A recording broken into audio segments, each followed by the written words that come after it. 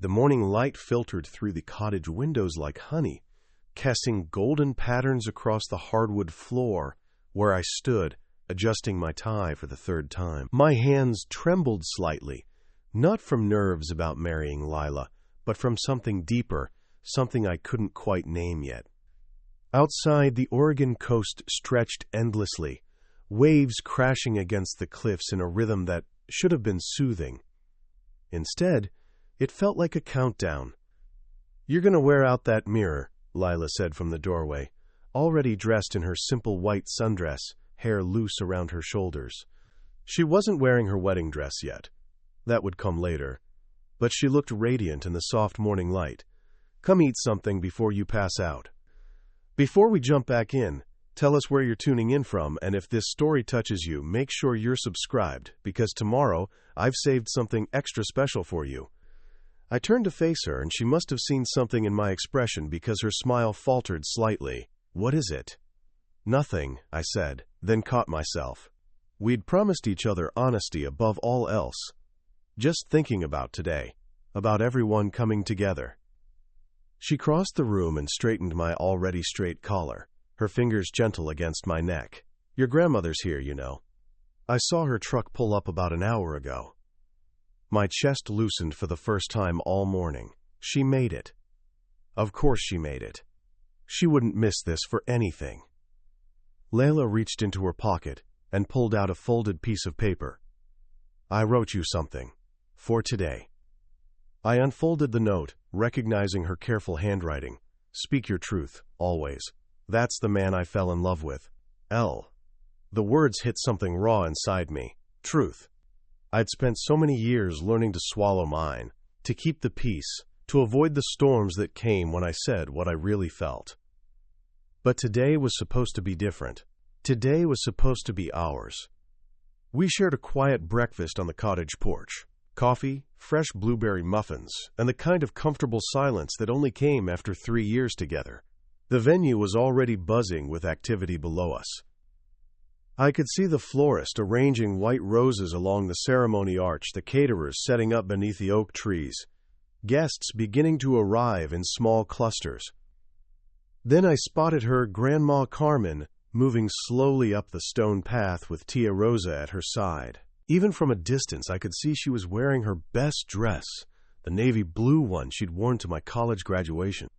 She'd probably been up since dawn, making sure every detail was perfect. She always did that for important occasions, treating them with a reverence that made everyone else feel special just by association. "There she is," I murmured, pointing toward the path. Lila followed my gaze and smiled. "She looks beautiful. I love that she's here early.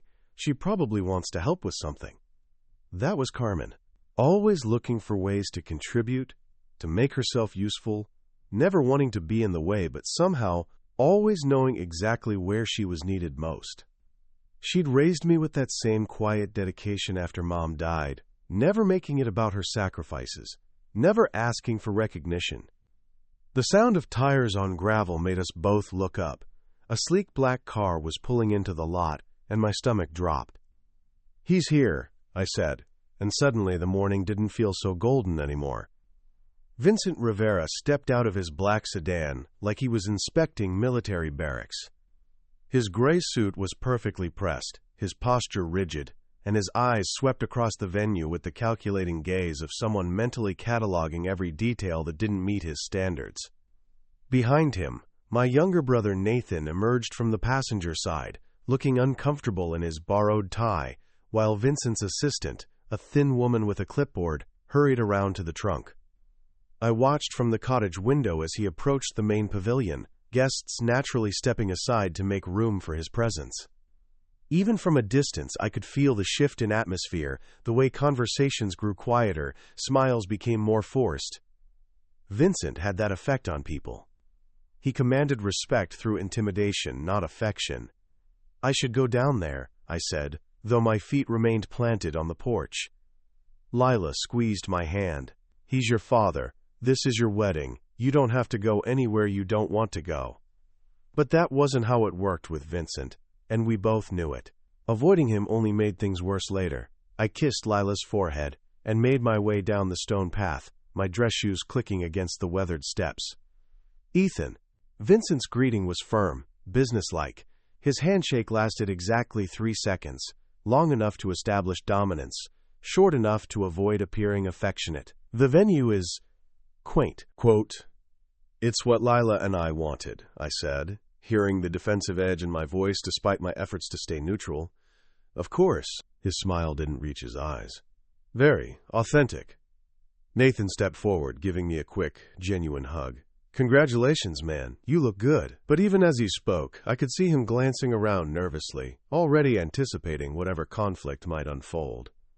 "Where's the seating chart?" Vincent's assistant asked, materializing beside us with her clipboard raised like a shield. "I need to review the arrangements."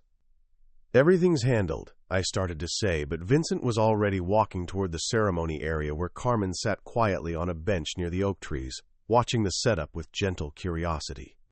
She'd found Tia Rosa, and they were sharing what looked like a thermos of coffee, speaking in the rapid Spanish that always made me feel homesick for childhood afternoons in her kitchen. Vincent's gaze passed over them like they were part of the landscaping. No acknowledgement, no greeting, just a brief, dismissive glance before he turned back to his assistant. "The front row needs to be adjusted. Family seating should reflect appropriate hierarchy." Carmen looked up then, catching sight of us across the lawn. Her face lit up with the kind of pure joy that made my chest ache. She started to rise, probably to come greet us, but something in Vincent's posture, the way he deliberately turned his back to her, made her settle back down. The light in her eyes dimmed slightly, though she tried to hide it behind her usual gracious smile. Nathan noticed too. I watched him take a half-step toward Carmen, then stop, caught between loyalty to our father and the obvious cruelty of the snub. His jaw tightened, but he said nothing. "The seating arrangements are perfect as they are," I said, louder than necessary. Vincent's assistant was already walking toward the ceremony space, clipboard in hand, making notes. "We'll see," Vincent said simply, and somehow those 2 words carried the weight of every argument I'd ever lost to him. I found Carmen standing near the ceremony seating 30 minutes later, holding a small white card in her weathered hands. Her expression was carefully neutral, but I'd known her long enough to recognize the hurt she was trying to conceal behind her practiced composure. "Mi Joe," she said softly when she saw me approaching, using the Spanish endearment that always made me feel like I was 8 years old again. She held up the card. "I think there's been some confusion with the seating." I took the card from her hands. Where it had once read, "Front row, seat 3, Carmen Rivera," someone had crossed out the designation in black ink and written, "Row 7, seat 12 inches," in sharp, unfamiliar handwriting. "There's no confusion," I said, my voice tighter than I intended. "This is wrong." Carmen placed a gentle hand on my arm. "It's okay, Mijo. I can see fine from anywhere. Today isn't about where I sit. It's about watching you marry that beautiful girl." But it wasn't okay. Nothing about this was okay. I looked across the lawn where Vincent's assistant was directing the florist to adjust the arch, her clipboard clutched like a weapon. Vincent himself stood near the reception tent, inspecting the wine selection with the critical eye of someone who found fault with everything. "Don't make today harder for yourself," Carmen said quietly, as if she could read my thoughts. "I've seen enough weddings to know that the happiness comes from the love, not the logistics." Pastor Glenn approached us then, his kind face creased with concern. "Mrs. Rivera, I'm so sorry about the confusion with your seating assignment. The wedding coordinator mentioned there were some last-minute changes, but I wasn't aware." "It's fine, Pastor," Carmen interrupted with a smile that didn't quite reach her eyes. "I'm sure it's just logistics, like you said." But Pastor Glenn looked genuinely troubled. "If you'd like, I could speak with the coordinator. As the groom's grandmother, you should certainly be seated in the front section." "That won't be necessary," came Vincent's voice from behind us. He'd materialized with the silent efficiency of someone accustomed to controlling conversations. "The seating has been arranged to accommodate all family members appropriately." Tia Rosa, who had been listening from a few feet away, stepped forward with fire in her dark eyes. "Appropriately," she demanded. "Carmen raised this boy." She was at every school play, every graduation, I understand everyone has opinions about family dynamics. Vincent cut her off with the dismissive tone he'd perfected over years of military command. But today's arrangements reflect current family structure. It's just logistics. Telling and preparing this story took us a lot of time, so if you are enjoying it, subscribe to our channel. It means a lot to us. Now back to the story. The word logistics hit like a slap. I felt something hot and sharp rise in my throat, but before I could speak, Lila appeared at my side. She'd changed into her wedding dress, and she looked radiant, except for the storm clouds gathering in her usually gentle eyes. "Are you okay letting this happen?" she whispered in my ear, her voice barely audible but heavy with meaning. I looked at Carmen, who was nodding along with Vincent's explanation as if it made perfect sense, her dignity intact even as she was being erased from her rightful place. I looked at Nathan, who was staring at his shoes with the rigid posture of someone pretending not to witness humiliation. I looked at Tia Rosa, whose hands were clenched into fists at her sides. In the distance, the string quartet began their sound check, and I realized that in less than an hour, I'd be standing at that altar, promising to honor and protect the people I loved. The question was, would I mean it? The string quartet's opening notes drifted across the ceremony space as I took my position at the altar, but the melody seemed to fade into background noise. My hands trembled slightly as I adjusted my cufflinks, trying to focus on the moment, on Lila, on the vows we were about to exchange. But my eyes kept drifting to the back rows, where Carmen sat with her hands folded in her lap, somehow managing to look dignified even in exile.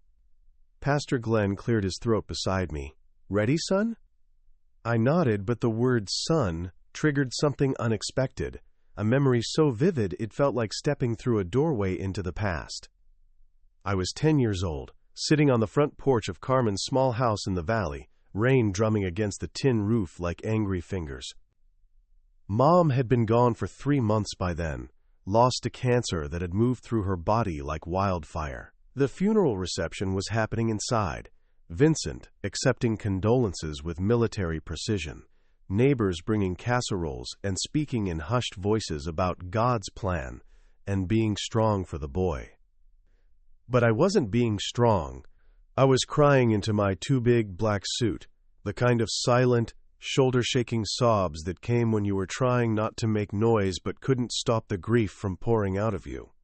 The screen door creaked, and Carmen appeared with 2 cups of hot chocolate, the kind she made with real milk and cinnamon sticks. She didn't say anything about my tears or tell me to pull myself together like the adults inside kept doing. She just sat down beside me on the wooden bench and set 1 cup in my small hands. "You don't need to be strong right now," she whispered in her gentle voice, the one that carried just a trace of her Puerto Rican accent even after 50 years in Oregon. "Just breathe, mijo. Just breathe." Through the window, I could see Vincent in his dress uniform, back straight, face composed, accepting sympathy like it was a military briefing. He looked untouchable, unreachable, a man who had buried his grief so deep that nothing could touch him anymore. But Carmen's hand found mine, warm and steady, and she didn't let go, even when my crying turned into hiccups, even when the rain started coming down harder, even when Vincent eventually came looking for us with that expression that meant it was time to act normal again. "She'll always be with you," Carmen had said, squeezing my fingers. "In here." She touched my chest, right over my heart. "That's something nobody can take away." The memory dissolved as the wedding march began, and I blinked back to the present. Lila appeared at the far end of the aisle, radiant in her flowing dress, her father's arm linked through hers. She was smiling, but when our eyes met, I saw the question still there, the same one she'd asked an hour ago. "Are you okay letting this happen?" As she walked toward me, I caught a glimpse of the seating arrangement. The front row held Vincent's business associates, people who barely knew me. The second row was filled with Lila's family, warm and welcoming. And there in the back, almost hidden behind a pillar, sat the woman who had held my hand through the worst night of my childhood. Carmen caught me looking and gave me the smallest smile, mouthing the words, I'm proud of you." Something inside my chest cracked open. Pastor Glenn stepped forward as Lila reached the altar, his voice carrying across the ceremony space. "Dearly beloved, we are gathered here today to witness the union of Ethan and Lila." But all I could hear was Carmen's voice from that rainy night 20 years ago. "You don't need to be strong right now. Just breathe." For the first time all day, I did. Lila's hands were steady in mine as we faced each other beneath the flower-draped arch, the Oregon coast stretching endlessly behind us. She looked beautiful, more than beautiful. She looked like home. Her dark eyes held mine with the kind of certainty I'd been searching for all morning, and when she smiled, I felt some of the tension in my shoulders release. "The couple has written their own vows," Pastor Glenn announced to the gathered guests. "Lila, would you like to begin?" She squeezed my hands and took a breath that seemed to center the entire ceremony around us. "Ethan, 3 years ago, you told me that you'd spent most of your life learning to be quiet, to keep the peace, to make yourself smaller so others could feel bigger. But the man I fell in love with isn't small at all. He's someone who writes poetry on napkins when he thinks nobody's watching, who remembers the names of all his students' pets, who cries during movies about dogs." Gentle laughter rippled through the crowd, and I felt my face warm. She always saw me more clearly than I saw myself. "Today, I'm not just marrying the man you are. I'm marrying the man you're becoming.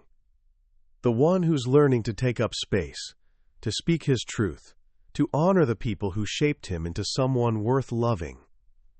Her voice caught slightly. "I can't wait to spend our lives growing brave together." When she finished, the silence felt sacred. I looked down at the vows I'd written and rewritten a dozen times, but the words seemed inadequate now. Instead, I found myself looking past her shoulder to the back of the ceremony space, where Carmen sat with her hands folded, tears streaming down her cheeks. "Ethan?" Pastor Glenn prompted gently. I turned back to Lila, whose eyes were still locked on mine, patient and encouraging. "Lila, you asked me once what home felt like, and I couldn't answer you. I'd spent so long thinking home was a place you had to earn, a seat at a table where you had to prove you belonged." My voice grew stronger as I continued. "But you taught me that home is where someone sees all of you, the broken parts, the scared parts, the parts that don't know how to be strong, and chooses to stay anyway." I glanced again toward the back, where Carmen was dabbing at her eyes with a tissue. "Home is where someone holds your hand in the dark and doesn't let go. Where someone shows up to every school play, every graduation, every moment that matters, not because they have to, but because loving you is as natural as breathing." Lila's grip on my hands tightened, and I saw understanding flash in her eyes. "Today I'm promising to be that kind of home for you, to see you, to stay, to show up. Not just for the easy moments, but for all of them. And I'm promising to honor the people who taught me what that kind of love looks like." Pastor Glenn smiled and opened his mouth to continue the ceremony, but before he could speak, a voice cut through the moment like a blade. "Those who shaped the groom," Pastor Glenn said, consulting his notes, "include his father, Vincent, who raised him with discipline and strength." My jaw clenched. From the corner of my eye, I saw Carmen's face fall slightly, her moment of joy dimming as she was once again erased from the narrative of my life. The ceremony continued, rings exchanged, pronouncements made, but something was building inside me with each word that didn't acknowledge the woman who had actually raised me. Each generic phrase about family that somehow managed to exclude the person who had been family when no one else was. When Pastor Glenn finally said, "You may kiss the bride," I kissed Lila with all the love and frustration and growing certainty that this beautiful day was about to become something else entirely. Something true. The reception tent hummed with conversation and the gentle clink of champagne glasses as guests found their seats for dinner. Lila and I had barely finished our first dance when the MC tapped the microphone and called for attention. "Ladies and gentlemen, we'll now hear from the father of the groom, Vincent Rivera." Vincent rose from the head table with practiced ease, straightening his tie in the gesture I'd seen 1,000 times before. He looked every inch the distinguished patriarch. Silver hair perfectly styled, posture military straight, the kind of commanding presence that made people automatically defer to his authority. He took the microphone with the confidence of someone accustomed to having his words carry weight. The tent fell silent except for the distant sound of waves against the cliffs. "Good evening, everyone." His voice was clear, projected with the skill of someone who'd given countless briefings and presentations. 30 years ago, when Ethan was born, I looked down at this tiny, red-faced baby and knew I had a job to do. I had to raise a boy into a man.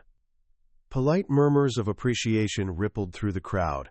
I felt Lila's hand find mine under the table, her fingers intertwining with mine in a gesture of support. "It wasn't always easy," Vincent continued, his tone taking on the rehearsed cadence of a speech he'd clearly practiced. "There were challenges, obstacles that tested both of us. But I believed then, as I believe now, that character is forged through discipline. That strength comes from learning to overcome weakness." I watched the faces around me, guests nodding along, some dabbing at their eyes as if moved by this portrait of devoted fatherhood. They couldn't see what I saw, the careful omissions, the way every sentence centered Vincent as the hero of a story that had very little to do with my actual childhood. I taught Ethan the value of hard work, of standing straight, of never letting emotions cloud judgment. Vincent's gaze swept the room, pausing briefly on me with what might have been paternal pride. Today, watching him marry this lovely young woman, I see that those lessons took root. In the back of the tent, I could just make out Carmen's silhouette.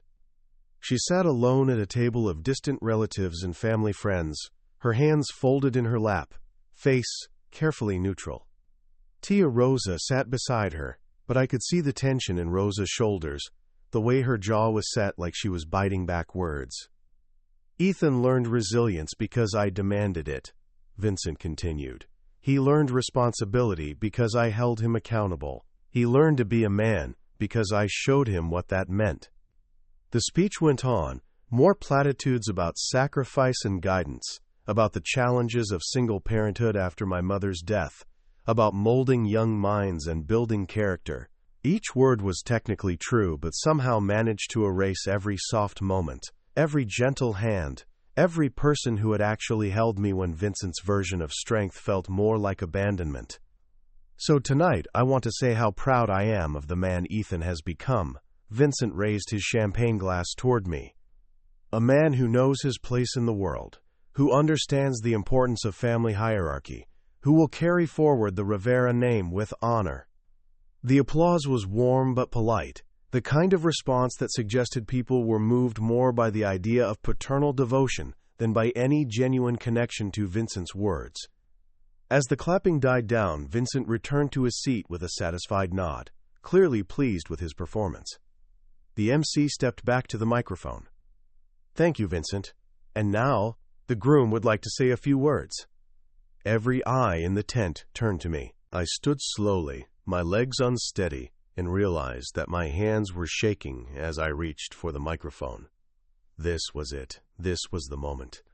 The microphone felt heavier than it should have in my trembling hands. The tent had fallen silent except for the whisper of ocean wind through the canvas walls and the distant crash of waves against the Oregon cliffs. 200 faces looked up at me expectantly, waiting for the usual groom's speech, thankful platitudes, funny stories, maybe a toast to new beginnings. I opened my mouth to deliver exactly that kind of safe, forgettable speech. The words were right there, polished and harmless. "Thank you all for being here on this special day. Lila and I are overwhelmed by your love and support." But instead, I found myself looking toward the back of the tent, where Carmen sat with her hands folded, still wearing that patient, gracious expression she'd maintained all day, even as she'd been systematically erased from every meaningful moment. "Thank you," I began, my voice catching slightly in the microphone's feedback. I cleared my throat and tried again. "Thank you all for being here today. This really is the most important day of my life." Safe territory. I could feel Vincent's approving nod from the head table, could sense the crowd relaxing into what they expected would be a brief, pleasant speech before the dancing resumed. When I was putting together my thoughts for tonight, I kept thinking about the people who shaped me, the people who made this moment possible. My eyes drifted again to Carmen, and something shifted in my chest, a door opening that I'd kept locked for too long. My father just spoke beautifully about raising me, about the lessons he taught me. And it's true, Vincent Rivera taught me many things. I paused, the silence stretching just long enough to feel uncomfortable. In my peripheral vision, I could see Lila leaning forward slightly, her dark eyes encouraging me to continue. But there's someone else I need to talk about tonight. Someone who's been sitting quietly in the back, as she always does, never asking for recognition, never demanding credit for the countless ways she saved my life. The energy in the tent shifted. Conversation stopped mid-sentence. Vincent's face darkened slightly, but I was already beyond the point of caring about his approval. "Carmen Rivera," I said, my voice growing stronger as I spoke her name. "My grandmother, my mom's mother, the woman who, when my father's version of strength felt more like abandonment, taught me that real strength sometimes looks like sitting beside someone in the dark and not trying to fix anything, just being there." I could see Carmen now, her hand pressed to her heart, tears beginning to stream down her cheeks. Tia Rosa had reached over to squeeze her shoulder, and both women were staring at me with expressions of shock and something that looked like pride. "She's the one who drove 2 hours each way to come to my school plays when I was 8 years old. She's the one who taught me that poetry wasn't weakness, that crying didn't make me less of a man, that love, real love, shows up not when it's convenient, but when it's needed most." The silence in the tent was absolute now. Even the waitstaff had stopped moving, sensing that something unscripted was happening, something that couldn't be ignored or politely overlooked. "Carmen Rivera raised me," I said, my voice carrying across the stunned crowd, "not with discipline or demands or lectures about hierarchy. She raised me with hands that never shook when they held mine, with a heart that never closed, with a love that never asked for anything in return." Vincent's face had gone rigid, his jaw clenched in a way I recognized from childhood arguments. But for once, I didn't care about his anger. "She was there when no one else was," I continued, the words pouring out of me like water through a broken dam. "And today, she's sitting in the back because someone decided she wasn't important enough for the front row." The gasp that went through the crowd was audible. The gasp that swept through the tent seemed to echo off the canvas walls, but I was beyond caring about the shocked faces staring up at me. Something had broken open inside my chest, and 28 years of swallowed words were finally finding their way out. "You want to know who raised me?" I continued, my voice steady now despite the trembling in my hands. "It was the woman who sat up all night when I had pneumonia at 12, reading me poetry by lamplight because she knew stories were the only thing that could distract me from the fever. It was the woman who drove 8 hours to my college graduation in a truck that barely ran because she wasn't going to miss watching me walk across that stage." Quote, I could see guests turning in their seats now, craning their necks to look toward the back where Carmen sat with tears streaming down her face, one hand pressed to her mouth in disbelief. She worked 2 jobs after my mother died, cleaning offices at night, watching other people's children during the day, so she could help pay for my school clothes, my books, the poetry camp one begged to attend when I was 15. My voice cracked slightly, but I pushed through. "And when my father decided those things were frivolous, she paid for them anyway, telling me it was our secret because she knew how much they meant to me." From the head table, I could hear Vincent's chair scraping against the floor. "Ethan," he said in a low, warning tone, "this is not the time." "When is the time?" I shot back, the microphone amplifying my words across the now silent tent. When would be the appropriate moment to acknowledge the woman who actually raised me? Who taught me that love isn't about controlling people or demanding respect? It's about showing up, day after day, even when nobody notices. Tia Rosa had stood up from her seat in the back, her face fierce with pride and vindication. "Tell them, me Joe," she called out, her voice carrying across the tent. Tell them about the nights she stayed awake worrying about you, about the money she saved penny by penny for your college fund. She gave me my mother's wedding ring when I proposed to Lila, I continued, my eyes finding Carmen's across the crowded tent.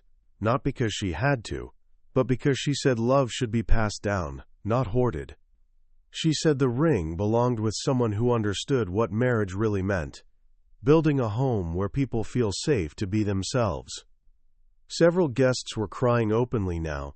I saw Lila's cousin Sarah wiping her eyes, and Pastor Glenn had removed his glasses to dab at his face. Even some of Vincent's business associates looked uncomfortable, suddenly understanding they were witnessing something far more personal than a typical wedding toast. Carmen Rivera taught me that family isn't about blood or hierarchy or who gets to sit in the front row, I said, my voice growing stronger with each word. Family is about who holds your hand when you're scared, who celebrates your victories like they're their own, who loves you not because you're perfect, but because you're you. Quote, I paused, looking directly at Vincent now, who sat rigid in his chair with his jaw clenched and his hands flat on the table. She raised me with her heart, I said quietly, the microphone picking up every word. And if that's not important enough for the front row, then maybe we need to talk about what we think importance really means. The silence that followed was profound. And then, slowly, Tia Rosa began to clap. The sound echoed through the tent like thunder, and within seconds, others joined in, first Lila's family, then Pastor Glenn, then guests throughout the tent until the applause was overwhelming. All except for the head table, where Vincent sat motionless, his face a mask of controlled fury. But I wasn't looking at him anymore. I was looking at Carmen, who was smiling through her tears and mouthing two words I could read clearly across the distance. Thank you. I set the microphone down with hands that had finally stopped shaking and stepped away from the head table. The applause was still echoing through the tent, but I barely heard it. All I could see was Carmen, sitting in the back with tears streaming down her face, looking at me like I'd just given her the greatest gift of her life. I walked through the maze of tables, past guests who reached out to squeeze my arm or whisper words of support, past Vincent's business associates who looked deeply uncomfortable, past Vincent himself who sat frozen in his chair with his face carved from stone. When I reached Carmen's table, she started to stand, but I was already there, dropping to one knee beside her chair like I had when I was 8 years old and needed her to fix a scraped elbow or a broken heart. Abuela, I said, using the Spanish word I hadn't spoken in years, would you honor me with a dance? Her weathered hands flew to her face, and for a moment I thought she might say no, that after a lifetime of gracefully stepping aside, she couldn't bring herself to step into the spotlight. But then Lila appeared beside us, radiant in her wedding dress, and knelt down on Carmen's other side. Please, Lila said softly. He's been waiting his whole life to dance with you at his wedding. Carmen looked between us, her eyes bright with tears, and nodded. I helped her to her feet, her small frame so familiar in my arms, and guided her toward the dance floor as the DJ scrambled to find appropriate music. The first notes of La Llorona filled the tent, a slow, haunting Mexican ballad that Carmen used to hum while she cooked dinner on Sunday evenings. I had requested it weeks ago as a surprise for her, never imagining it would become the soundtrack to this moment of redemption.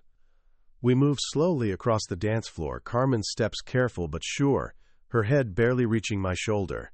She was 78 years old and had worked with her hands her entire life, but in that moment she felt as light as air in my arms.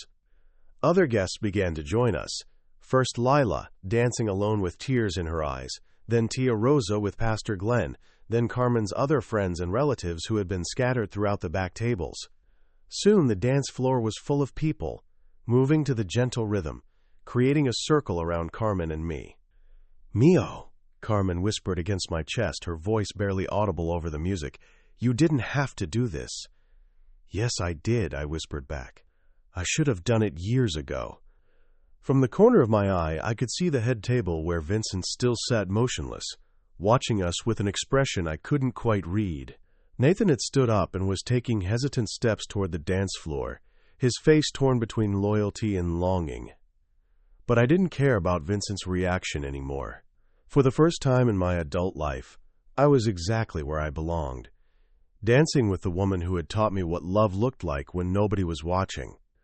The reception had wound down to its final hour when Vincent found me in the parking lot. I was loading gifts into Lila's car, still wearing my wedding suit but with my tie loosened and my sleeves rolled up. The Oregon evening air was cool against my skin, carrying the salt scent of the ocean and the lingering fragrance of the ceremony flowers. I heard his footsteps on the gravel before he spoke, that measured military pace I'd known my entire life. When I turned around, his face was composed, but his eyes held a cold fury I recognized from childhood arguments that had never quite been resolved. "What you did in there," he said without preamble, "was unacceptable. You embarrassed me. You embarrassed the family name." I straightened slowly, meeting his gaze without the automatic deference that had defined our relationship for 28 years. "I honored the woman who raised me." "I raised you," he snapped, his composure cracking. "I put a roof over your head, food on your table, clothes on your back. I taught you discipline, responsibility." "You taught me to be afraid," I interrupted, and the words came out calmer than I'd expected. "You taught me that love was something I had to earn, that emotions were weakness, that the people who actually cared about me didn't matter as much as the people who could advance your career." Vincent's jaw worked silently for a moment. "That woman filled your head with nonsense, poetry, sensitivity, all that." "She filled my heart with love," I said simply, "something you never learned how to do." The accusation hung between us in the cooling air. Behind Vincent, I could see other guests beginning to leave, their headlights sweeping across the parking lot as they pulled away from what had undoubtedly been the most memorable wedding they'd ever attended. "She is my family," I continued when Vincent didn't respond. "She's been my family when you were too busy being right to be present, too proud to be human, too afraid of looking weak to actually be strong." Vincent stared at me for a long moment, and I thought I saw something flicker across his face. Hurt, maybe, or recognition, but then his expression hardened again. "You'll regret this," he said finally. "Someday you'll understand what I was trying to protect you from." I watched him walk toward his car, his posture still rigid, still commanding, still alone. Nathan stood beside the passenger door, and for a moment our eyes met across the distance. My brother raised his hand in a small wave. Not goodbye, but acknowledgement. Understanding, maybe. Hope. Later that night, as Lila and I sat in our honeymoon suite overlooking the Pacific, I found myself thinking about the photograph the wedding photographer had captured during our dance. Carmen and me, surrounded by love.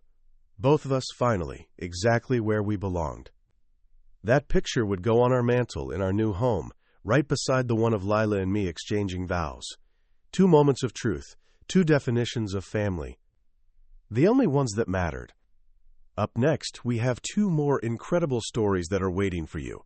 Just click the image you want to watch and it will take you there. If you enjoyed this video, make sure to subscribe. It would mean a lot.